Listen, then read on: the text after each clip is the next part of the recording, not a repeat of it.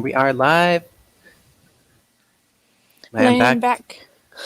Welcome, everybody. Land back. Good morning, Comrade Tiger. Good morning. How's everyone doing? We're here with the Black Hammer organization for the Revolutionary BookTrap, reading Layla Khalid, My People Shall Live. I've had such a great time learning from y'all and our comrades at Black Hammer. I'm blessed to be in an org with people of such insight and knowledge. Me too. Thank you so much, Comrade Tiger. That means a lot. Land back. Good morning, everybody. Land back, Chief Nyota. Let's share this up, put it in our group chats. Land back, Chief Segon. Did I say that right? Land back, Chief Rob. Good morning, everyone. Let's be sharing this up. We're going to get going. Chapters 7 and 8 of My People Shall Live with Layla Khalid. The last two chapters of the book. An explosive ending, some might say. Land back. I would say I'm excited, but I'm not excited because this is the last episode that we have for this book. We're about to finish this book. Last two chapters. We want to discuss the last two chapters and talk about the Palestinian struggle and also the global struggle. Let's talk about our biggest project. Oopsies. Let's talk about who we are too. So we're a Black Hammer organization. We're an anti-colonial organization. We are bringing together the power and unity of all colonized people worldwide. Right now we are reading My People Shall Live by Layla Khalid, a Palestinian revolutionary.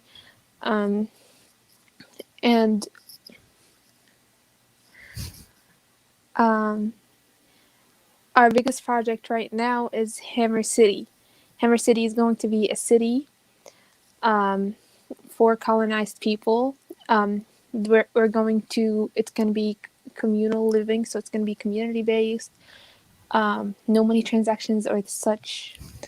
No rent. No one's going to be paying rent. No one's going to go hungry. No cops. No coronavirus. We're all taking care of each other. No white people. We've raised so far $35,000 to build Hammer City. Yeah. To build Hammer City. Hammer City is going to be in Florida. I'm super excited. We already have a constitution or a draft for the constitution. That you can find that on our website on blackhammer.org. Also, if you're not a member, come join us in this revolution at blackhammer.org/join. You can donate to Build Hammer City on CashApp or Venmo, Build Hammer City, or GoFundMe.com/BuildHammerCity. Beautiful, yeah. So this is the Revolutionary Book Trap, where we read revolutionary texts from all around the world, all colonized people struggles. So this is Layla Khalid, chapter 7, 8, the end of the book. So shall we get into it, Ismat? Yes. Let's get started. So just as a brief reminder where we were, chapters 6 and 7. Chapter 6, or we read chapters 5 and 6 last week. Chapter 5, she hijacked a plane successfully, an Israeli plane. They flew it to, I think, Syria. They made a big announcement. She became famous worldwide. And then chapter 6, it was talking a little bit more about the politics. Now we're in chapter 7, where she's already done this one successful hijacking, and she's famous worldwide. So we're going to see where she goes there, but that's setting the stage. She's with the Popular Front, still struggling to unite the masses and overthrow colonialism. Land back. I'm going to start with the first paragraph. The principal functions of every member in the Popular Front are politically oriented military activities, the spreading of revolutionary propaganda, and fundraising.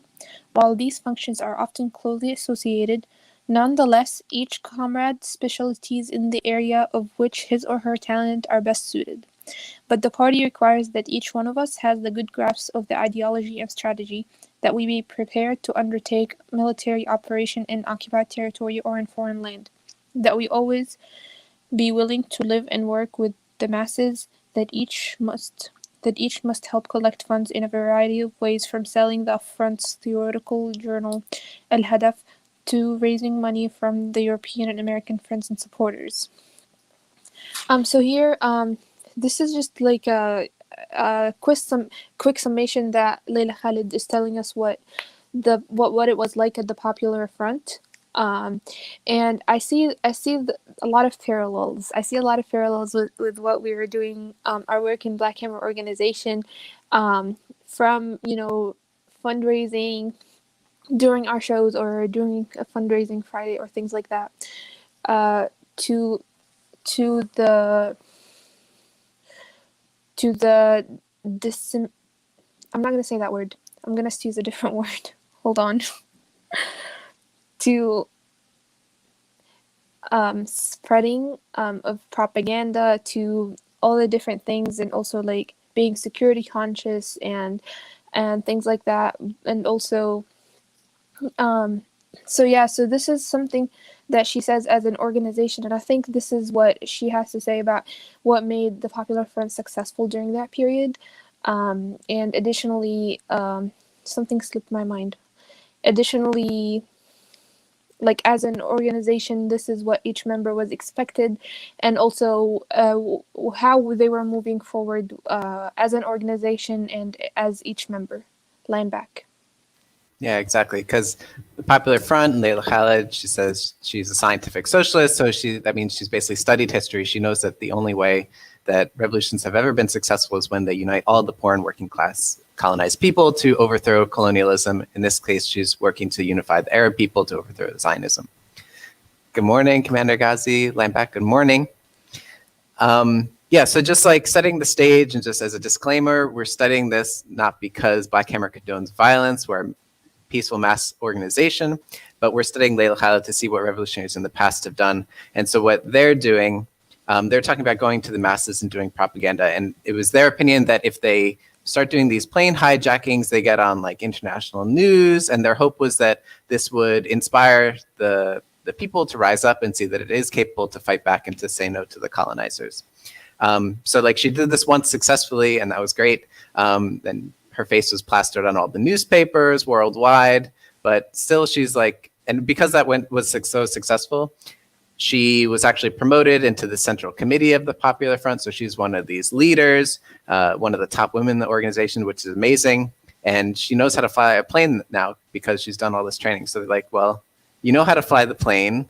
We want to do more of these because it worked so well the first time. How do we get you to do another one without the guards recognizing you, or like the airplane people? So what she ended up doing was getting like 3 rounds of plastic surgery on her face with no anesthesia. She's just like, I'm going to grin and bear it because I know that I need to get my people free. Yeah, so she does that, and then she starts planning a second hijacking. And so she was in, I think, Lebanon. Now she goes to Germany to start this next hijacking. Before we go into that, there was a last paragraph in page 79. I just wanted to discuss a little bit about this paragraph because I thought it was important before we go into the hijacking. So, I don't have my glasses. Okay, I'm gonna read. The Israelis and their allies, however, were a vigilant and sleepless enemy. I had been released from the hospital. It was July 11th, 1970, at 2:15 a.m., and I was sitting with Dr. Wadi Haddad's apartment, and we were discussing strategy. His wife and child were asleep in the next room. From out of nowhere, a volley of rockets struck the bedroom. Neither of us was hurt. We reached for our guns. Then, in the midst of the flames, his family burst out of the bedroom screaming and bleeding. The electricity failed. We panicked momentarily as we tried to extinguish the fire. I grabbed the 8-year-old Hani and ran up the stairs shouting, "Fire! Fire!" Hani was bleeding from the chest and his feet looked squashed. A neighbor invited us to take refuge in her apartment and called the fire brigade. I was anxious, but Hani was absolutely calm and silent. He forced a smile and said to me, "Layla, revolutionaries of the front ought to not be fearful. You ought to be ashamed of that you are frightened." I was a little shocked by the reminder from this child revolutionary, and I pounced on him, carried him outside to take him to the hospital. I stopped at Gabi, who refused to transport us. I spat in his face. Suddenly, Abu Dardouk, a member of the front, appeared on the scene. So this is where I'm stopping. So I thought this paragraph was important because I saw it as how the Popular Front dealt with an incident or like an emergency. Because they were just sitting discussing their strategy, and then they were bombed or they were attacked. And this is the very, very, very, very, very, very, very importance of hammers in your hood. Why? Because it's not just about spreading the word of Black Hammer Organization or the revolution. It's not just about spreading this word, and it is, but it's not just that. It's also about, like Commander-in-Chief Ghazi has mentioned before, also getting to know your neighbors, and also Chief Slim has mentioned it over and over during security reports. It's getting to know your neighbors and letting them know this is what I'm part of, this is my ideology, or this is what I'm fighting for. And so if something happens, a neighbor invited us in to take refuge in her apartment. So she was welcoming of them to help them. She didn't think, oh, like, I don't know what's going on. We don't know what we want to do, or like, I don't know what's happening or something. Like she knew, I assume she was aware of what was happening. So she led them in her apartment. Secondly, in this time of distress, we reached out for our guns. So the importance also of self-defense, just being able to defend yourself because you don't know what will happen. So just being aware and mindful of just danger that could happen to you as a revolutionary, and also just as a colonized person, just, you're not always going to be safe. And lastly, Abu Dardouk appeared on the scene. So the importance also of building those chapters for us as an organization, building those chapters, knowing who we are locally, and also more recently we have been working on those plans. So if an emergency were to happen, we have a plan. We know where to go. We know who to call. We know what to do. Someone locally will show up too, because we know people who are going to help us. We know our comrades know where we're at. Our comrades will know where I'm living. My comrade knows my contact information, somebody to let me know. Like, this is security things. Like, this is just this paragraph by itself. It really stood out to me because this is the importance of our work. Hammers in your hood, and also our security. Black Hammer is very security conscious, and just being prepared for those things to happen, because you never know. And because, like I said, it's not just about being a revolutionary. Also, just as a colonized person, it's just you have to be very conscious of your safety and also security things. Land back.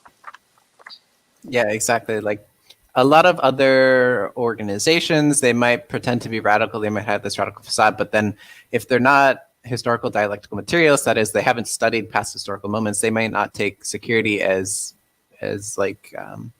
centrally as we do, and as the Popular Front did, because we recognize that we can't just be adventurous and go off doing things on our own, because our opponents, the colonizers, have much more wealth because they've stolen it from everywhere. And so we have to rely on our numbers and our organization on top of that. So yeah, I definitely unite with that summation. And also this kind of gets at some of the principles of guerrilla warfare, that you have to keep a low profile. You never know when you're going to be attacked, and you have to be strategic and blend in with the people as you can. So yeah, this is a great paragraph to focus on. So what do we have next? I'll just also, so they went to the hospital, and then it was the American University Hospital in Beirut in Lebanon.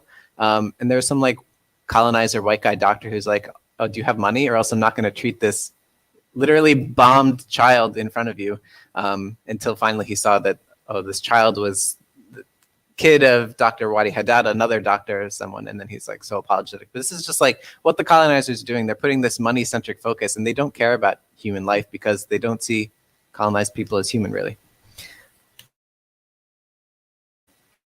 Okay, so moving forward, the next thing we're going to do is that, okay, so just a little summary. So she goes to Germany to start this next hijacking, and of course, she's not adventurous. She doesn't go alone, but she hasn't met her partner before. I see Chief Ismat dropped off, but I think they'll be back in time.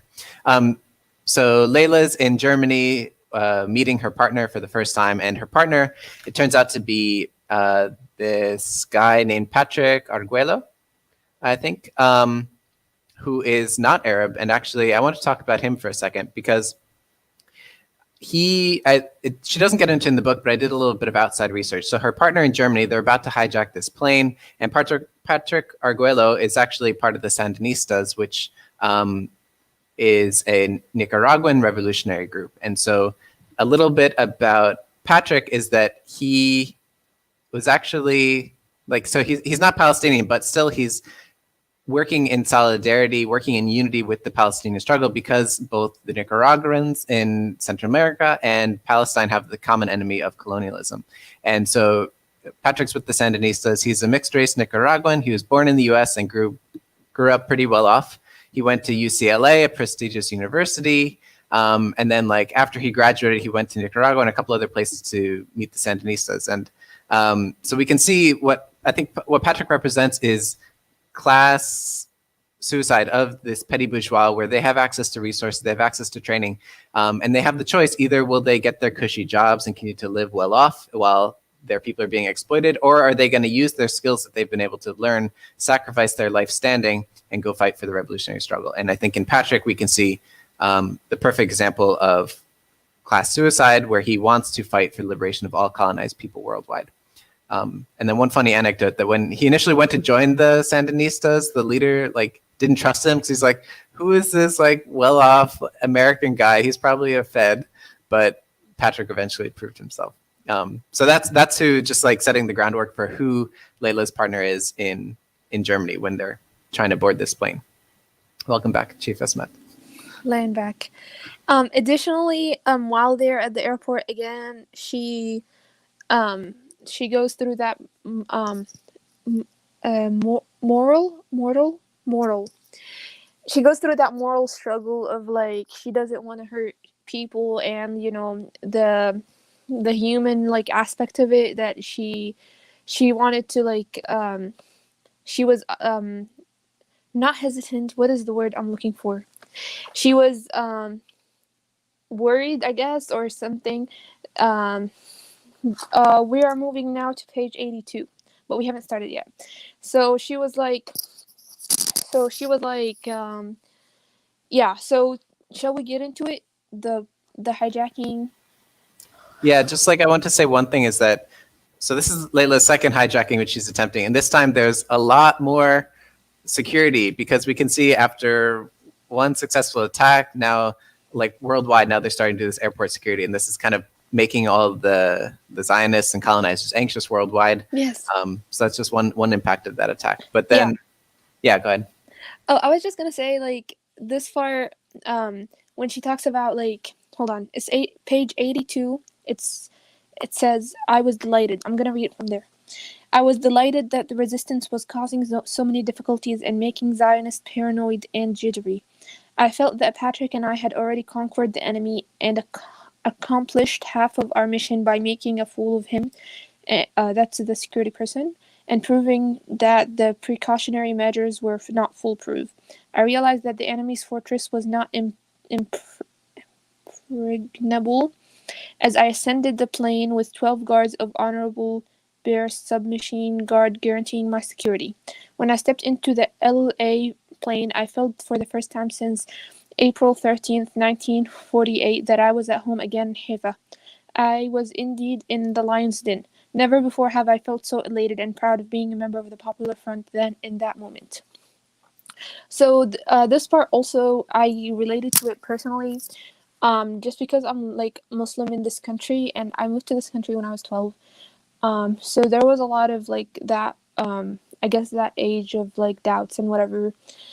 But whenever I'm in public and things, and because I wear the hijab and I'm in public and people definitely looks from white people and things like that, and or people being extra nice, I guess, to make up for something, that's kind of annoying. But so I just that part when she was I was delighted, the resistance, like Chief Ali was saying, this is just I think for me personally, through my journey, like I feel like at some point I was just like, yeah, like be Islamophobic towards me, like be afraid, be worried, like I'm just gonna be here, just do whatever I want, like just live my life, and like you want to be worried about it, then go ahead. Yeah, so then, yeah, definitely. So they do eventually get in the plane. One part that I thought was funny, it's on the middle of page 82. A couple sentences later, so after they find their empty seats, we moved around twice until we were finally seated together. We breathed a heavy sigh of relief as the hostess asked if we were comfortable. I was exhilarated and looked forward to the second half of our mission, but I noticed Patrick seemed a little frightened as the El Al, the Israeli airplane, took off around 1:30. Patrick knew me only as my codename Shadia. I thought if I revealed my identity, his morale would be greatly boosted because she got the face surgery, so and a different name. So Patrick has no idea who he is. He's just some American or not American, but an American, grew up, Nicaraguan revolutionaries, probably his first time in Germany, first time hijacking plane. He's like, what am I doing? So Layla's like, I thought if I revealed my identity, his morale would be boosted. I did. Patrick was heartened. He gave me a revolutionary salute. The lady next to me fell asleep immediately. So I thought that was funny. And then then things starts to pop off. So all the passengers seemed tired. At 1:55, we noticed that someone was watching us from the back of the plane. I told Patrick to stay still. I turned around and looked directly at the man for a minute. He was in civilian clothes. When he saw that I was watching him, he shyly looked the other way. At that moment, Patrick prepared his hand grenade and pistol, and I pulled off the safety pins off my 2 hand grenades and rushed forward through the first class section toward the cockpit, because I need to take control of the cockpit to redirect the plane. We shouted, "Don't move," as some of the passengers tried to take cover. 3 stewards were in front of us wielding handguns. In a couple seconds, I could count 6 guns. But we had participated in a battle. A hostess fell to the ground, crying to me in Arabic. I threatened to blow up the plane if anyone fired at us. I displayed my 2 hand grenades and dropped the safety pins on the floor, hoping to convince everyone that we intended business and to avert a bloody battle. Patrick held the armed stewards and passengers at bay. "Go ahead, I'll protect your back," he instructed me. I forced the hostess to stand up and walk ahead of me. The moment she opened the door, she staggered forward in a state of panic. But I couldn't see the captain of the crew. Shots were fired. There was another door before we could reach the pilot's captain. We both banged on the door, but no one opened it. Suddenly, someone was looking at us through a spy hole. I brandished my hand grenades and ordered him to open the door or else. I heard more shots and the plane went in the spin. So, yeah, it didn't go as smoothly as the first time. They had heightened up the security, doubled doors on the pilot, and then when the pilots noticed that they're trying to be hijacked, they send the plane into a dive bomb spin to throw everyone off balance. And then unfortunately there are guards on. They overpower Layla and Patrick. Yes, and they tie up Layla and Patrick, throw them on the ground face down. And then what unfortunately happens is that one of the Zionist Israeli guards just goes, and even though Patrick's already incapacitated on the ground, shoots him several times in the back and basically murders him in cold blood. They didn't do that, unfortunately, to Layla, but the hijacking was a little bit a failure. And so then on the middle of page 83, what happens is that the pilots then, they get on the loudspeaker and say, "We're going to Tel Aviv," because right now, just to set a little context, okay, so they were in Germany and they didn't board the plane that was going to Israel. They boarded a plane that was going from Israel, doing a pit stop in Germany and going to the UK. So they boarded it halfway. And then once they're in the air, they're supposed to be going from Germany to the UK. The pilot says "No, we're going to Tel Aviv because I need to take these hostages. They want to go torture them, interrogate them, everything." But even though the pilot says that, what actually happens is that the plane, as it's over Europe going towards the UK, even though the pilot said we're turning around, the plane starts descending and they end up landing in the UK actually. And so there's this power struggle between the colonizer Zionists in Israel who want these prisoners and then the colonizer Zionists in the UK who want these prisoners, because you have someone so as famous as Layla, that's a lot of bargaining power. She's in the head of the Central Committee of the Popular Front. So she's a very valuable person to keep alive. And we see who wins. It's actually the British Zionist colonizers. And funnily enough, she says that knowing she was in British hands, she knew she would be safer than being in Tel Aviv, just because just because of Israel and like the way that, I mean, clearly, but anywho. Um, and then there's this paragraph about Patrick's death that was really touching. Um, just about like worldwide solidarity, or like the global fight of the global resistance, and how like he being from Nicaragua and like being part of the fight, like Popular Front, fighting for the freedom of Palestine. Um, and then so there was that, and then she was seized and within the British hands. Um, and she was like, she felt bad for two reasons: was Patrick's death and also the failed hijacking. And um, I wanted to read the note that she wrote to Patrick whenever they let her have like paper and notes. So that's on page 86, and that's the last paragraph. I'm gonna start reading. Today is day 4 since we embarked on our immortal. This is the note she wrote to him. Excuse me. Today is day 4 since we embarked on our immortal journey. Your spirit filled me with hope that the cause we embraced was just and honorable. You have given your life to a people you didn't know, for a people continents apart from your homeland, for a people who haven't seen your photograph. Though I know you not. I know you more than any other men I encountered in my life, or any other hero I read or dreamt about. I always longed to know people who loved others more than themselves. I always admired men who sacrificed their lives for the cause of liberty. I always adored people who walked naked before the sun, not fearing its scorching rays, said no to the enemies of life, and progress. In dying for Palestine, you have become a symbol and lightens. You have become the symbol and lightens our oppression. You have also become the joyous burden that propels us onward to end the oppression. In joining our struggle for dignity and peoplehood, you have given us a lesson of international solidarity and brotherhood, and cemented the bond of affection between the people of Latin America and the people of Palestine. You wore history by shedding your blood for others. You united continents by your all-encompassing spirit. You ascended of the realm of Olympian gods by your life-inspiring commitment. You are at once a Lafayette, a Byron, a Normal Bethune, a Che Guevara, a Patrick Arguello, a Myrtle, a martyr for Palestinian freedom. You are not dead, you live. You will live forever. You are the patron saint of Palestine and Revolution Layla. So this is her note, and again, like I said, it was really touching.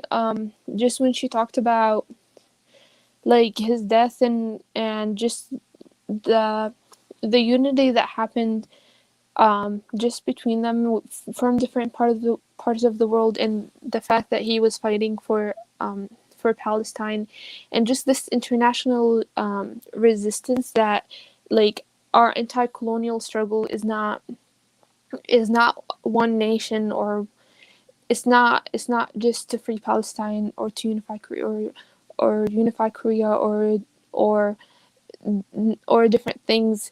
This is a unified struggle. This is a struggle for all of us.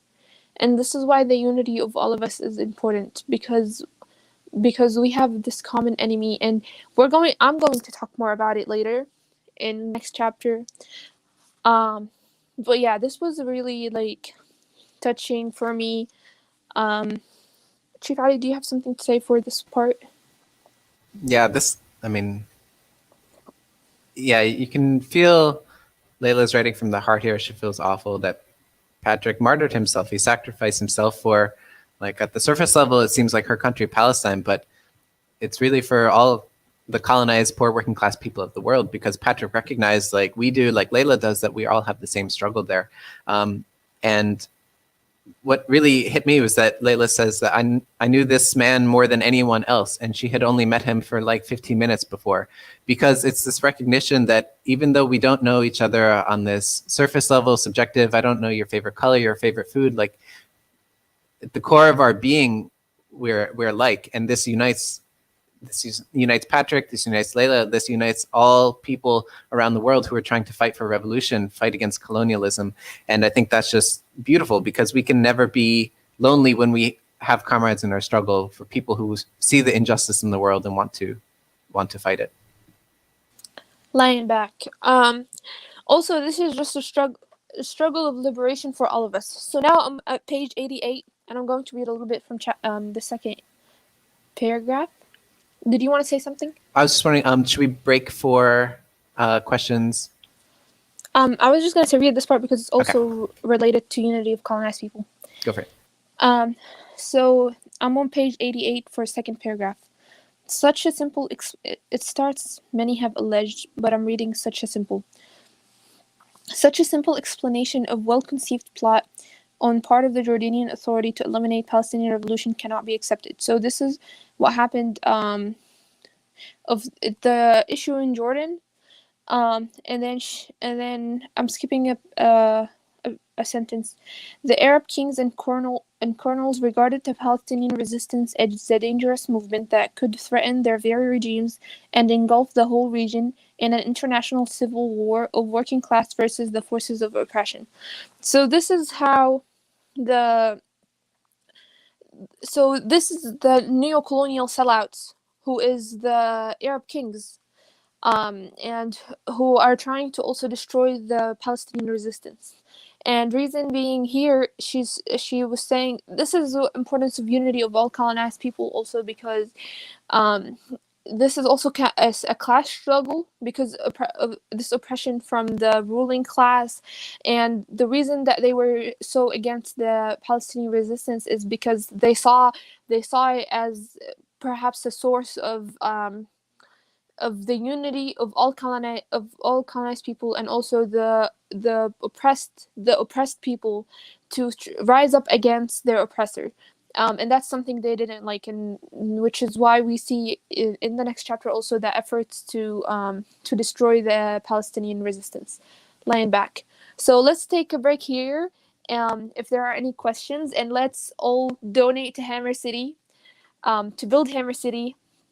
Hashtag BuildHammerCity, Venmo BuildHammerCity, GoFundMe.com/BuildHammerCity. Hammer City is our biggest project to build a city for us, and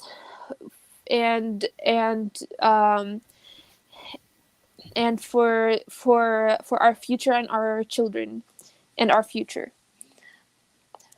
I connect this Black Hammer using uniting different nations in their struggle against colonialism, neocolonialism, from Comrade Tiger. Exactly. Yes, exactly like that. This is what Chief Naz is donating $5. Awesome. Thank you, Chief. And yeah, this is like what. Let's get more donations. I'm losing my train of thought. I keep losing my train of thought. Let's get more donations in here. Let's go. Yeah, I think Palestine still is like that touchstone, though, that like we can like, so it's so recent, like this land was stolen, these people are colonized, but this is the same thing that happened worldwide.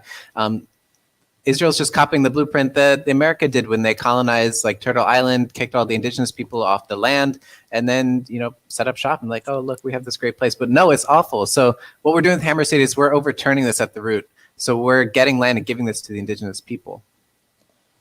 Comrade Tiger said, I'm South Asian, but I also fight for our Palestinian brothers and sisters to get their land back, to decolonize Turtle Island, to end neocolonialism in all our nations. Land back.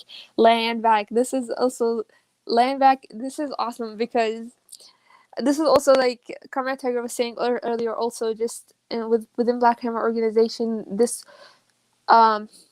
comradely love between all of us. Even though I like forming relationship is hard, but and it takes time, but just within just being a member of Black Hammer organization, you see the support um from everybody, and this unity to against our enemy and to liberate all of us. Laying back. I see also in the comments we got Chief I got 5 on it. Land back. Thank you, Chief I. Commander back. Ghazi says 5 on it. Amazing. Chief Rob 10 on it. Thank you so much, Chiefs. And Chief Lay says, I'm pledging to buy something from the Black Hammer Bazaar. Yes, we have a new online fashion bazaar where you can get like so much great stuff. Go to blackhammer.org and click the like shop here button. It brings you to the bazaar where you got like a whole bunch of fun stuff. And watch the fashion show from yesterday if you Yes, missed it. It was amazing. It was amazing. Everyone looked fabulous. It was awesome. Oh my god, I really enjoyed it. Me too. I really did. Laying back. Okay, so should we get back into this? Yes. Okay, so she was imprisoned. She was feeling very sad about Patrick's death. She had like a series of back and forth where she's just being like so snarky with the prison guard. She's like, "What are you doing? Like, let me out of here." She tries to get one part that I thought was funny is that she tries to get the prison guards to like go on strike as like working class solidarity, but of course white people don't care about that. They'd rather be kind of sit in their class in their role as colonizers than in their role as oppressed like working class people. And so the prison guards are like, strike, like working class solidarity, what is that? Like stay in there, colonized Palestinian person, like forget that. So yeah, that was that. But within the same page, page 88, the last paragraph, I'm going to read from here because I had a few points to say. So Mr. Frew was the person who was interrogating her and who kept visiting her every day to try to get information. And then over time, like he was like admiring her and was trying to like he was also the person who was telling her information about if she was gonna leave and things like that. So I'm reading. We should maybe just give a little context. So like this is September 1970. After she's in prison, what happens in Jordan back in the Middle East is that these like sellout monarchy, King Hussein, he starts attacking all the Palestinian revolutionaries, the Fedayeen, both in her group, the Popular Front, and also other groups like Fatah and the PLO and all this stuff. So like things are popping off there, not in a good way. And so Layla's reacting on it here. Yes. So Mr. Frew was a daily visitor, and he wondered why Muslims fought each other instead of the enemy. I lectured him on the nature of class society and explained that the good little British manufactured King of Jordan was part of the enemy camp. Frew listened intently, but like most of his Western compatriots, he was unable to grasp the idea of social class and its historic implications. He only accused me of being bitter. I said I was more than bitter. I was full of class hatred and aspired for nothing less than the complete obliteration of the Jordanian monarchy and retinue.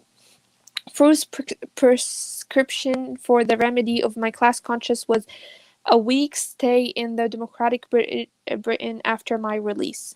So, number one is the neo-colonial sellout is exactly the enemy, is exactly like the enemy, because she was saying here, I really liked her wording, British manufactured King of Jordan, like there was also this book that I read for school actually, and she was like in the book, the author was, I would say with the name of the book if I remembered, but there was like this point that was made about like how corruption in the colonized or the third world, how corruption within the government was also taught by the British. So how the British invaded and also literally taught like all the governments to be like corrupt and to be stealing money and all of those things. So that was like one thing. And then like how like white people don't get it. Like they do not understand. Like she tried to explain to him this class struggle. She tried to explain to him that, you know, the king, despite being Muslim or whatever, like was still an enemy. He just didn't get it. He didn't get it, and he thought that the solution was gonna be like democracy is the solution. Democracy is not the solution, like clearly, and like this is my issue also with the United States being like just like preaching like democracy, democracy, democracy. Is it actually democracy? Like what's actually going on? Because this is just like it's just like ridiculous. I just thought this part was funny. Laying back. It is so funny because she's in the Central Committee of the Popular Front, the scientific socialist organization. She studied like so much history. She's gone through so many stages of personal developments.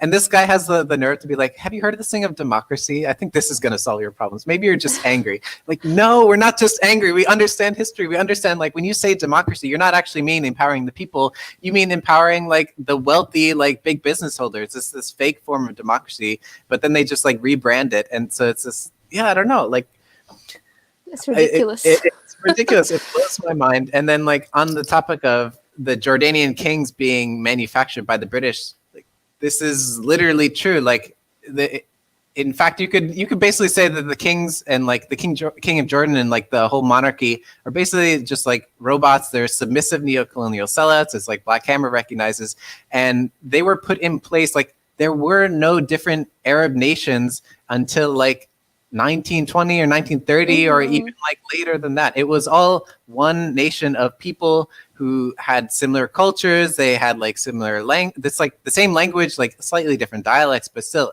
But what happened was that the colonizers came in, they like chopped it up, France, Britain, like all that nonsense, and they literally put in place all the leaders in these countries. And if there was a leader in a country they didn't like, well, what would they do? They would start a war, throw them out, and put someone new. So the Jordanian monarchy, which is still existing, was literally put there in the 1920s because they were friendly to the British interests. And like the current king is like the grandson of that first king that was put there by the British. Laying back. Okay. Thank you, Chivali. That's really helpful too. It gets me so angry. It's that, and like, yeah. Like, they don't understand they don't even understand the own history that they did.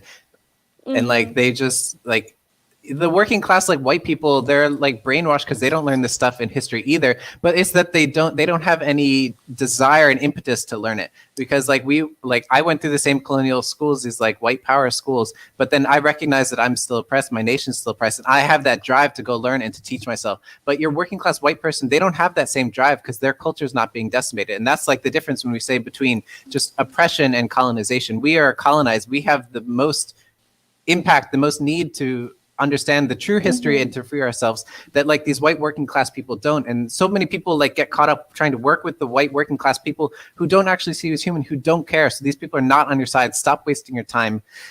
It gets me so frustrated. And I think it's like also a constant struggle, because like for me personally, becoming a revolutionary wasn't easy.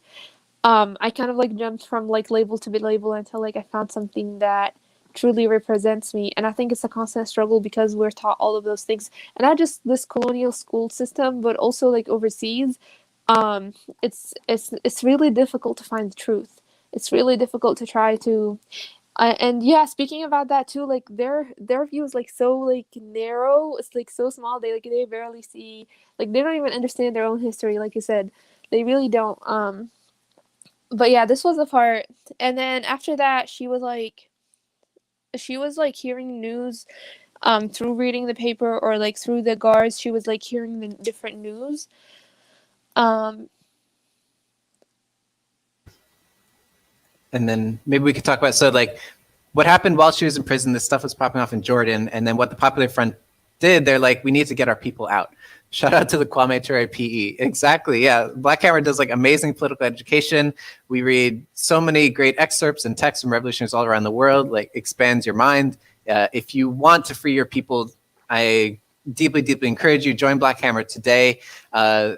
Start getting educated, start getting stronger, start uniting your people, reaching out. This Black Hammer organization is that group. Like, our sole purpose is to train each other so that we can educate our communities, so we can unite our communities and get stronger.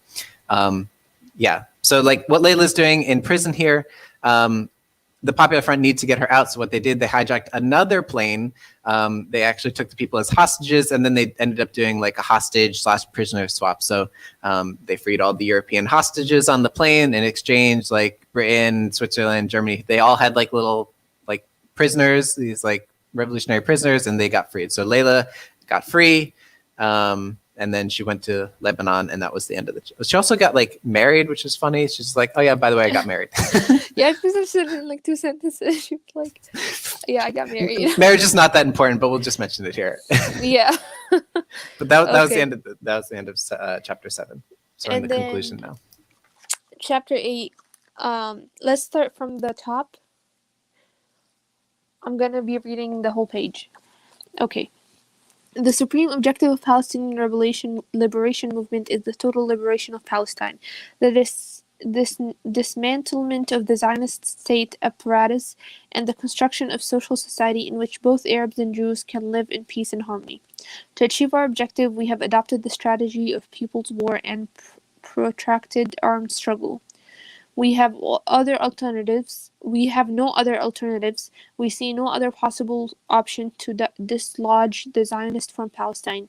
Our struggle will be long and arduous because the enemy is powerful, well organized, and well sustained from abroad. We shall win because we represent the wave of the future, because we are the immense majority of the oppressed, because mankind is on our side. I really like that one. Because mankind is on our side.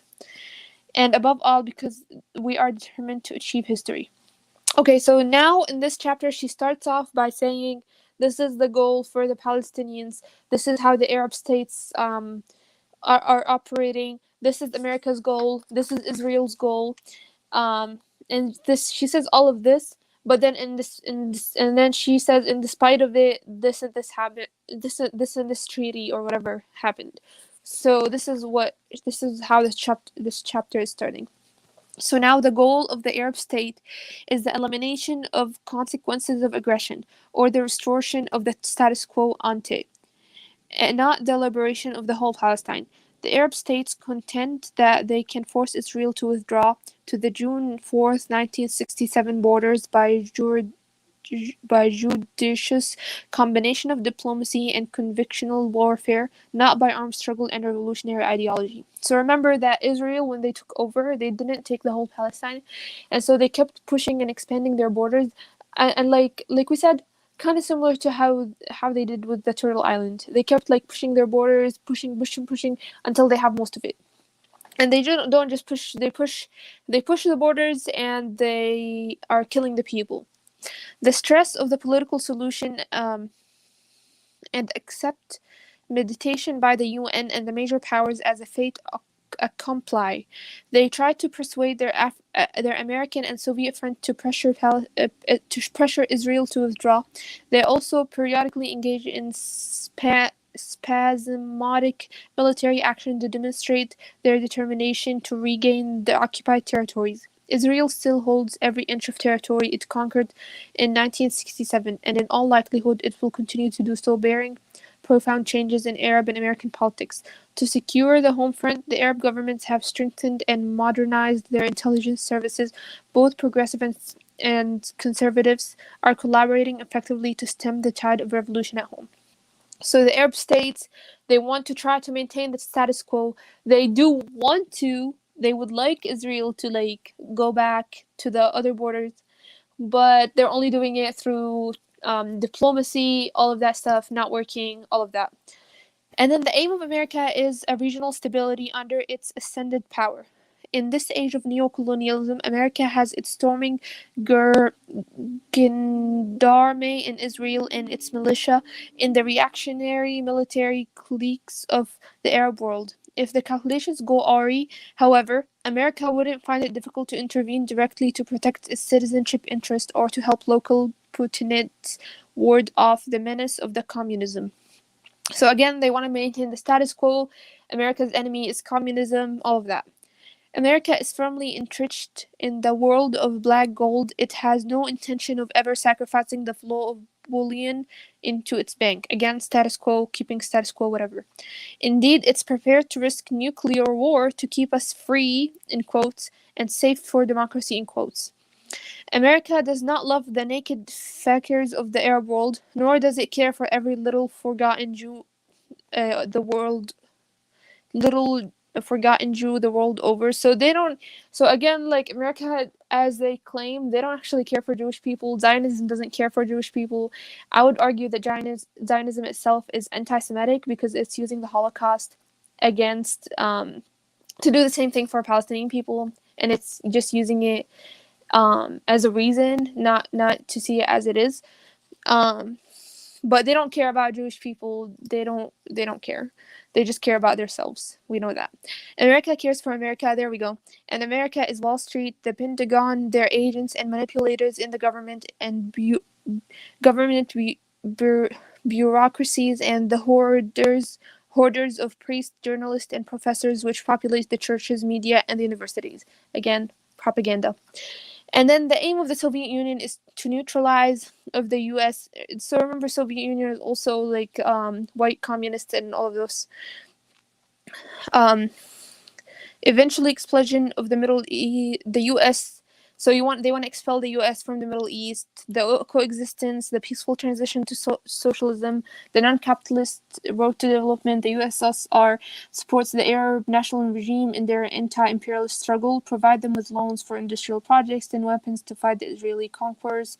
Okay, I'm skipping this sentence. The Soviet Union is a champion of peace and coexistence, not of people's war and revolutionary violence. So again, she's looking at different like entities and how what's going on with them, what's their goal, and what do they support, what do they not support. And then the overriding objective of Israel is the peace of beyond it, the peace of conquest, this dictated and imposed peace of the defensive force of Diane, the peace of North American and West European lobbies and their congregations. So again, white people only. They don't care about colonized people or colonized Jews or Black Jews or any Arab Jews, whatever. And again, Zionist supremacy in the Middle East, white supremacy globally. Israel is a Zionist state. It represents it is white supremacy in practice. Just remember that always, okay? So now I'm skipping to However, Israel would be prepared to sign a peace treaty, forego the possibility of further territorial conquest, and withdraw to June 4 borders with the exception of Jerusalem under two conditions: access to Arab market and the ownership of the oil and mineral resources of the Gulf and Suez. So the only way they would do that is through access to resources. So they're still wanting to exploit the Arab world. And remember, they chose Palestine. There was a number of options in Latin America also, and they chose Palestine because the British wanted a base in the Middle East for their power. And this is the Zionist space. It's also a tool of the British. And eventually it became powerful because of America's support. Excuse me. And now, nothing less will induce Israel to withdraw or make serious territorial consciousness other than total defeat or American decisive pressure. So total defeat is not going to happen. And I'm skipping. Secondly, the U.S. has not exerted enough pressure to force Israel to withdraw. So that the total defeat is not going to happen, and the U.S. is not going to pressure Israel to withdraw because of anything. It is endorsing the total conquest of Zionism by continuous sale of Phantom and Skyhawk and the outflow of millions of American tax-free dollars. So this, for me, answers an essential question: is how are we gonna free Palestine? How is because Israel is not gonna say, "Hey, never mind, we don't want this land anymore." So this is why armed struggle is important, also because for the purposes of self-defense. Also, this what she says about revolutionary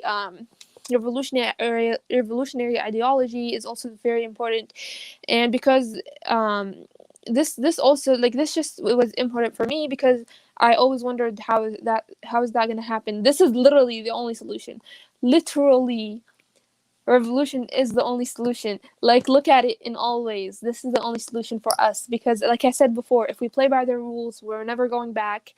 And so that was important for me to mention.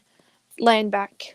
Yeah, she lays it out and it's not, when you say it's the only solution, you're not just saying that because that's your opinion. We can see what happened because people keep trying the same things. We have the neocolonial sellout states like Jordan, and what do? They oppress the Palestinian revolutionaries. And then we have these progressive social democrat like Ba'ath Party states. So they're vaguely socialist, but they're not really revolutionary scientific socialists. And that would be Egypt under Nasser and Syria. And what do they do as well? They're also pretty weak. They won't do anything. So we've tried these other options, these liberal options, and they don't do anything. So truly the only thing, as you say, as Layla says, we need a mass movement, a revolutionary movement that unites the people to fight colonialism. We've tried everything else. It doesn't work. Yeah, and even like a lot of like white leftists love the Soviet Union, and like while the Soviet Union did some good stuff, we can see they also just wanted to like sell out and play by like the white man's rules, and they recognized that they were like they had this working class solidarity idea, but then over time, the Soviet Union, which was mostly white, started to play into colonialism. They wanted to work together. They wanted to have peaceful stuff. They started doing all this stuff in the UN, and like they were so weak and they couldn't come to defend the Palestinian people either. And so like what happens then later in this chapter, King Hussein is now, he's a sellout in Jordan, is trying to stamp out the Palestinian revolutionaries. So this is on page 95, fifth paragraph from the bottom. And if Hussein has not been sufficiently exposed as an imperialist Zionist agent, Time magazine came out with a full-page report describing his relations with Israel for a number of years since 1968, and reporting that the 10th meeting had just been held somewhere with the Israeli prime minister. The next paragraph. One result of the border meeting was that broader negotiations with representatives of other Arab states can be expected to follow. So more of these sellouts working with Israel. Turning to the question of guerrillas, the Palestinian revolutionaries, the two leaders, Jordan and Israel, agreed that the Fedayeen, the revolutionaries, were a nuisance to both countries and that coordination was necessary to neutralize them. The king received promises of Israeli help. Hussein, the king, and the Israeli prime minister also agreed to expand economic relations. At the same time, however, Hussein promised that Mrs. Meyer, another Jewish Zionist colonized woman, was undercutting him by observing during her latest U.S. visit that Palestinian statehood was only a question of redrawing Jordan's boundaries. The king was prepared to grant Palestinian autonomy of a sort, but he said under his rule, not as the nucleus of an independent Palestinian state. The civil war in Jordan was not an incidental phenomenon. It was part of America's global strategy to reverse the tide of history and to eliminate liberation movements everywhere else. It was part of a war of reaction and suppression, whose victims have been, in the main, the leaders and the movements of the Third World since the Second World War. Since most of the resistance moves have either been defeated, undermined, or contained, with some notable exceptions in Vietnam, Cuba, Korea, things like that. The June War of 1967, that was intended as the grand finale in America's attempt to restore sanity and order, this colonial order to the world, and rid mankind of the contagious virus of like anti-colonial revolution. The attempt failed temporarily, but in 1970 and 71, this time in Jordan called the Black September, the fascist tide, the neocolonial sellout tide, once again flooded the Arab world. The consequences are not difficult to discern and evaluate. And the next paragraph, it goes on. The immediate victim in the all-encompassing war of fascism and neocolonialism was the resistance whose power, prestige, and effectiveness were eroded by the retreat of Fatah, the PLO's right-wing leadership. They walked sheepishly into Hussein's slaughterhouse with the connivance of Arab regimes. And when the final assault came in July 1971, another fruitless Arab summit meeting was convened. Hussein imprisoned 2,300 guerrillas and drove the rest of the movement completely out of Jordan. No strongholds were left for the movement. Its former headquarters offices were in ruins in the capital in Jordan and elsewhere. Phase one of the revolutionism without ideology was dead. So we see, like, unless you're a scientific socialist, unless you're an anti-colonial revolutionary, uniting the masses of poor and working class colonized people, it's going to fall flat. It doesn't work. If you're a sellout trying to like suck up to the colonial powers, you're not going to do anything. You're just going to be slaughtering your own people and, you know, for greed. So unfortunately, like the Palestinian revolutionary movement was a little bit split. There was the PLO, there was Fatah on one side, which were kind of like, I don't know, they're like revolutionary aesthetic, but they didn't actually have any substance to them. And then they have the Popular Front. Because there is a split, because there's disunity, the colonizers, the neocolonial sellouts, the king in Jordan, Zionists in America, they were able to get united and to stamp out and to kick the revolutionaries out. And this was kind of a pivotal moment in Jordan in 1970 and the Middle East and actually the whole world, because there were some forces that like no one knew, was the kingdom of Jordan actually going to become overthrown? Was the Popular Front going to like take over the government? And like this could have turned the tide of history, but unfortunately at this moment it was the reactionary forces, the colonials and neo-colonials, that eventually won. And then yeah, that's kind of the end of Layla's memoir here. Did you have other thoughts on the end here, Ismat? Laying back, yes. So I'm gonna. You don't have to show the part, but I'm gonna read.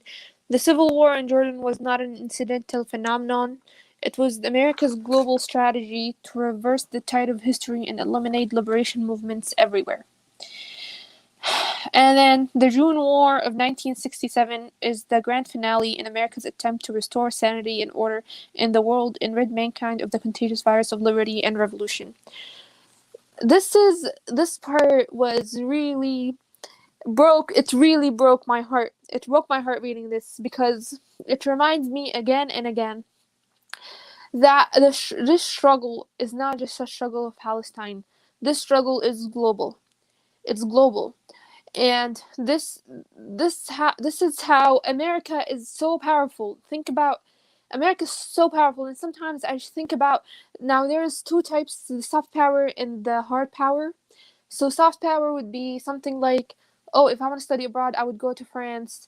I want to go to Germany for vacation or something like that. So that's called soft power, and it's through propaganda. And American propaganda, we can talk about that all day. Um, and then hard power, I think that's what it's called. It's like military. And when I think of America, it's so powerful globally. Like, think of how powerful America is militarily, through propaganda. It's so powerful. Everyone in the world, or this idea is sold about the American dream, about America is this land of the free, all of those things. Okay?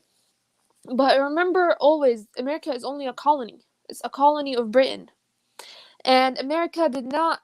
America, like, think about this. All the tax dollars. Like, I cannot even comprehend how powerful the U.S. military is. And so, think about, how did America become this powerful? It says at the expense of the millions and millions of indigenous people who were genocided in this land. It's at the expense of African people who was brought here as slaves and who was forced to build this country. It's at the expense of the Iraqi children. It's the expense of the Iranian children.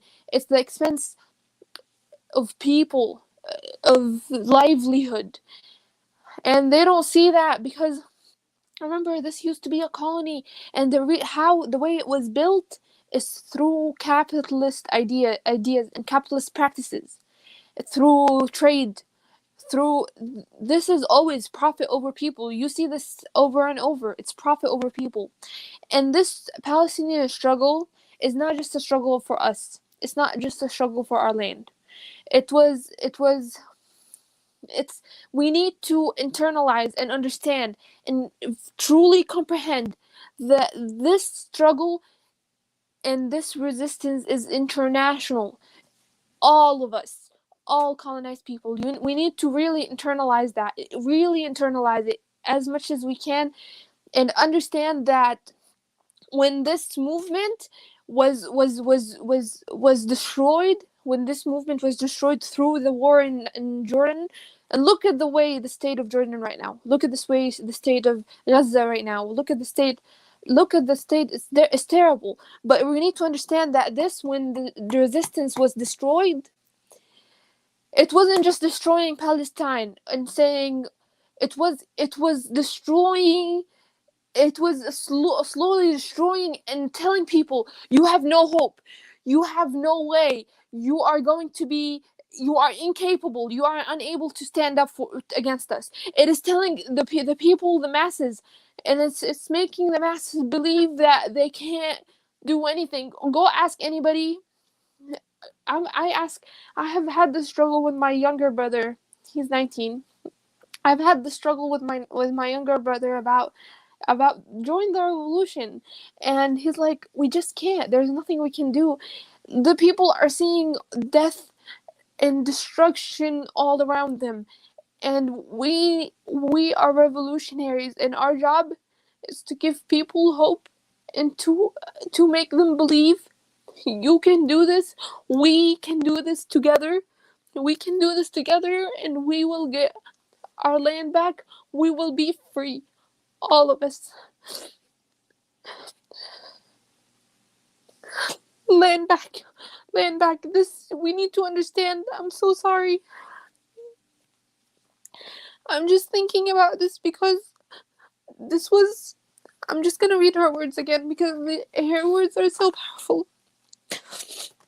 It was part of America's global strategy to reserve the tide of history to eliminate liberation movements everywhere. This is how powerful America is, and they're doing everything in their power to destroy us and to stop us from fighting.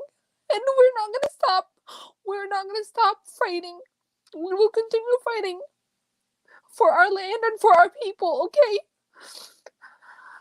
Land back. Because we can win. Win. We have one. We have one in lots of places. The struggle is still ongoing. The same things are repeating. History is not over. They love to say history is over in 1991. History is not over. The same things are happening. The same sellouts are still in power. The same struggles are still happening. You know, this book was in the 70s. Since then, we've had the intifadas. We had the creation of, like, the PLO sells out. They create this Palestinian Authority. Still sellout monarchies are in power. Second Intifada happened. There are still bombings to this day. People are getting killed to this day. They're being pushed off their land in Palestine. And so to this day, the Popular Front is still fighting. Black Hammer is still fighting. Black Hammer is uniting all colonized people worldwide because this has been successful. We have to have unending faith in the masses of colonized people because we can get ourselves free. We have done this in the past. We have resisted. The resistance is ongoing. And so while our enemies may be strong, while they might have hard power and soft power, the true power is the untapped potential of all the masses of the people. And once we have that, anything is possible.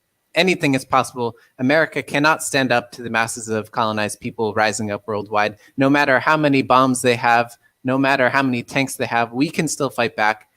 The struggle is long. The struggle is ongoing. It's going to be arduous. This is known. This is known. You just have to get behind this and acknowledge that we may not see victory in our lifetimes, but it's our duty to follow in the footsteps of our ancestors, learn from them, learn what failed, stop doing that nonsense, learn what has been successful, and to devote ourselves to commit class suicide if we have to unite with the poor and working class people, to put all of our existence towards this revolution, because this is the only way that we can be free, so that our ancestors or our predecessors will not have to keep doing the same things that we're doing. Land back. So this is a reminder for all of us also to talk about Black Hammer Organization and talk about our work and talk about Hammer City, because in Hammer City, not a single person will live at the expense of another. Not a single person will be living and uncomfortable at the expense of another person. And so let's remember Hammers in Your Hood for next week. Let's go out. Let's get people. Let's talk to people, and remind people of their power, and remind people that we are capable, and that we, at the end of the day, have the power of the masses, because we will win. And because at the end of the day, let's all build Hammer City. And at the end of the day, we are fighting for our liberation, and there's no way. We are studying, like Chief Ali was saying, we are studying the things that worked, and we are implementing this in the way that works for us. And this was a great book, and I really enjoyed this book, and I'm really thankful for this opportunity to be reading Layla Khalid's book, and I'm really thankful to be part of Black Hammer Organization. It's truly life-changing for me, and it just gave me so much power to continue my fight. So I'm not fighting by myself. So it's all together. And it's within our unity. Line back. So this was Layla Khaled's My People Shall Live. This is the end of the book. The Revolutionary Book Trap is not over. We'll be picking another book next week, so stay tuned. Join Black Hammer. Let's get us free. Land back. Land back, everyone. Bye-bye.